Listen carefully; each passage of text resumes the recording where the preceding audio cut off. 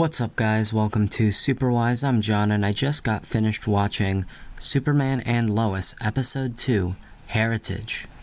Now for those of us who have seen the pilot, we all pretty much universally agree that the first episode of this series was surprisingly really good.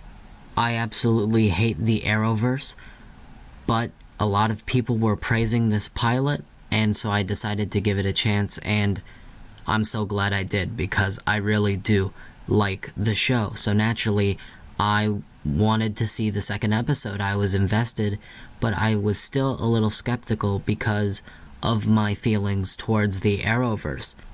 So what did I think of the second episode? Well, it's really good.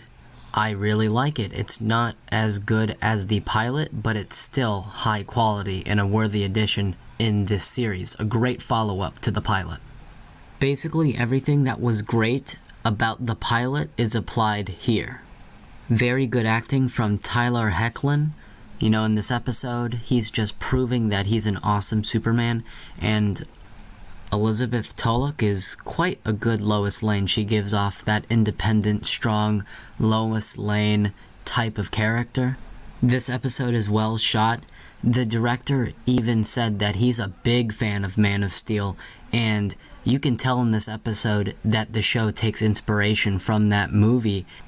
And if you've been watching my channel, you'll know that I'm a huge fan of Man of Steel. I absolutely adore that movie. I think it's an underrated comic book masterpiece, so naturally, I really did appreciate the visual references to Man of Steel.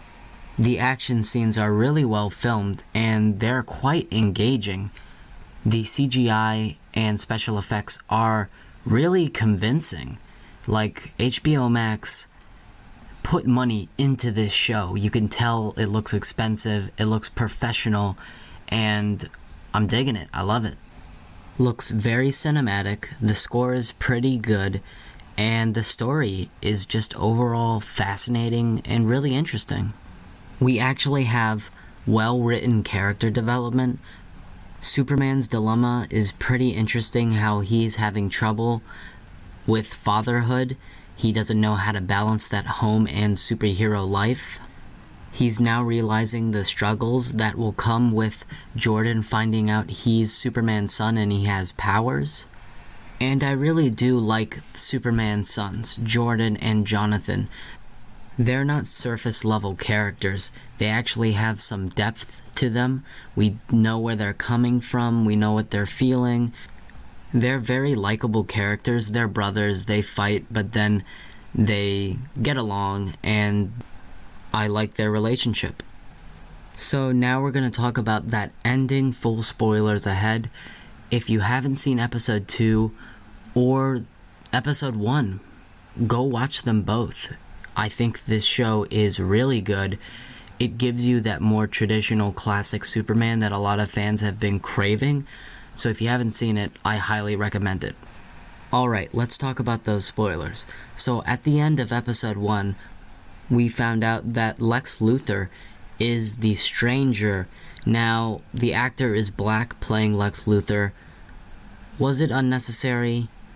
Yeah, you didn't have to make him black, but considering that this Lex Luthor is from an alternate universe, it makes sense. It's a different Lex Luthor, so I'll give it a pass.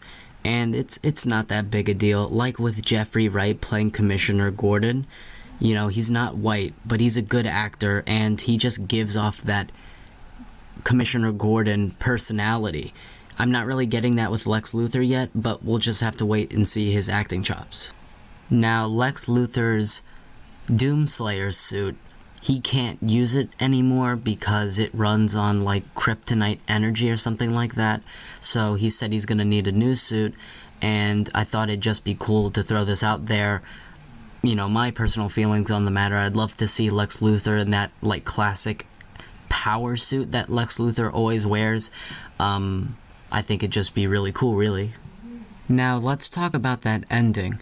We find out that this Lex Luthor is not from this Earth. He's from an alternate universe where Superman is evil, and Lex Luthor was basically the hero trying to fight him off, and the reason why Lex Luthor wants to kill the good Superman is because he thinks that he will eventually turn into this evil version of him. Now, this evil black Superman is not the same one that we saw in the Special Crisis on Infinite Earths event.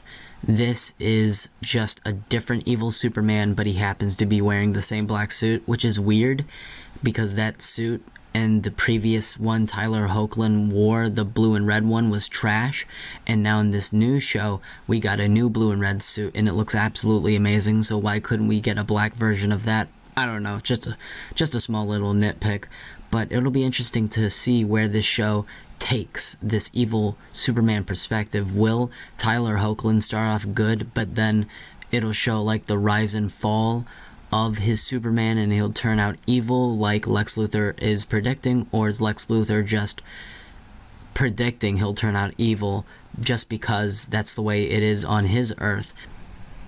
But that's actually not the case, and Superman will stay good. Who knows? It'll be very interesting to see how this plays out. I can't wait for episode 3. This show is showing real promise. Hopefully it doesn't turn out like the other trash CW shows. I'm hoping it stays good. But that was the video. Comment down below. Did you like episode 2? Do you like the show in general? Let me know in the comments down below. Please remember to like, share, comment, and subscribe. If you haven't subbed already, I'd love to have you here. That will be all for me, and remember my catchphrase, guys. Stay superwise.